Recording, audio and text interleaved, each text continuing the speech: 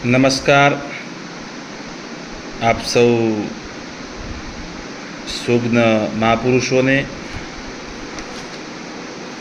વડીલોને, મિત્રોને અને વિદ્યાર્થી ભાઈઓને. મિત્રો, આજનો સમય બહુ હરીફાઈવાળો સમય ચાલે છે. આ હરીફાઈવાળા સમયમાં આપણે આપણી જીવન જરૂરિયાતોને સંતોષવા માટે અનેક પ્રકારના આર્થિક શ્રમો કરતા હોઈએ છીએ. કર્મ કરવું એ આપણી ફરજ છે અને કર્મને અનુરૂપ ભગવાન આપણને ફળ પણ આપતો હોય છે. મિત્રો, હાલના સમયમાં કેટલાક યુવાનો પોતાની જરૂરિયાતો સંતોષવા માટે કેટલાક શોર્ટકટ અપનાવે છે, જેવી કે ઓનલાઈન કેટલીક ગેમો ચાલુ થઈ છે. એ ગેમોની અંદર પોતાના રૂપિયા રોકે. શરૂઆતમાં 1-2 વખત તો કદાચ રૂપિયા આવતા હશે, મને એનો વધુ ખ્યાલ નથી. એમાં એ રૂપિયા રોકે અને એમાં એ 2000 હારે, 5000 હારે, 10,000 હારે, આમ કરતાં મને સમાચાર મળે છે ત્યાં સુધી આ આંકડો લાખોમાં પણ પહોંચી ગયો છે.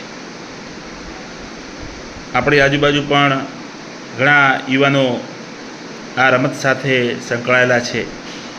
એના પણ સમાચાર પ્રાપ્ત થાય છે. મારી દરેક યુવાન મિત્રોને વિનંતી છે કે સફળતાનો કોઈ શોર્ટકટ હોતો નથી.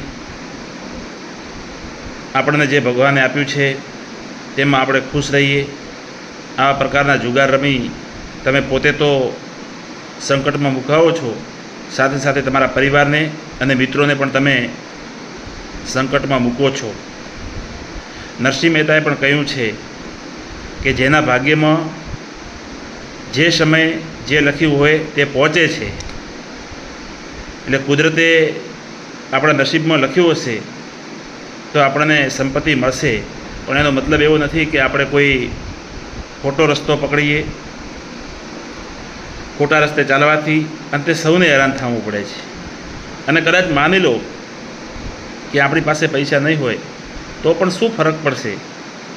અને જેની પાસે વધારે પૈસા છે એ પણ ક્યાં સાથે લઈને જવાના છે?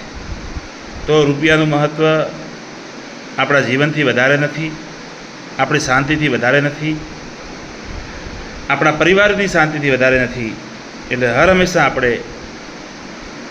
આપણે જે રીતે કમાણી કરીએ છીએ એ વ્યવસ્થિત માર્ગે, સીધા માર્ગે કરીએ તો આપણને આવા પરિણામ નહીં મળે. મારે ફરીથી કહેવું છે કે આપણા વિસ્તારમાં પણ ઘણા બધા યુવાનો ઘણી બધી ગેમો આવે છે અને એમાં રમતા હોય છે. ઘણીવાર મને પણ યુવાનો પ્રશ્ન પૂછતા હોય છે કે સાહેબ, તમારા આમાં કેટલા પૈસા ગયા? તો મિત્રો, મને ટેકનોલોજીની બાબતમાં હું એટલું કંઈ લાંબુ જાણતો પણ નથી અને મને ક્યારેય એવો મારા મનમાં વિચાર નથી આવ્યો કે હું કોઈ ગેમમાં પૈસા રોકું અને મને પૈસા મારા ડબલ થઈ જાય. તો એવો પ્રયાસ મેં મારા જીવનમાં ક્યારેય કર્યો નથી અને કરીશ પણ નહીં. અને આપ સૌને ફરીથી વિનંતી કરીને કહું છું કે આપણે સાચા માર્ગે, વ્યવસ્થિત માર્ગે ભગવાને જે આપ્યું છે તેમાં સંતોષ માની અને આપણે આગળ વધવાનું છે. આ પ્રકારનું આપ કોઈ ન કરો તેવી મારી આપને ફરીથી પ્રાર્થના છે. જય હિન્દ, જય ભારત, જય જય ગરવી ગુજરાત.